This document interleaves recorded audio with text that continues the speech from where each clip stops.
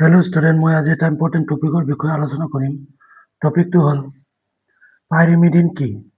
উদাহৰণ দিয়া। পাইৰিমিডিন হৈছে এক ধৰণৰ বিষম সক্ৰিয় নাইট্ৰজেনযুক্ত পদাৰ্থ যি DNA আৰু RNAৰ মৌলিক গঠন উপাদান হিচাপে থাকে।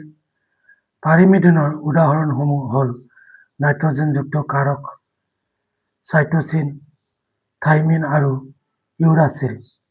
এতিয়া এনচাৰটো ধুনীয়াকৈ লিখি লোৱা।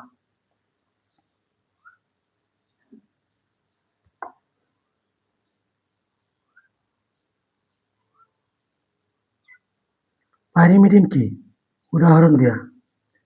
পাইৰিমিডিন হৈছে এক ধৰণৰ বিষম সক্ৰিয় নাইট্ৰজেনযুক্ত পদাৰ্থ যি DNA আৰু RNAৰ মৌলিক গঠন উপাদান হিচাপে থাকে।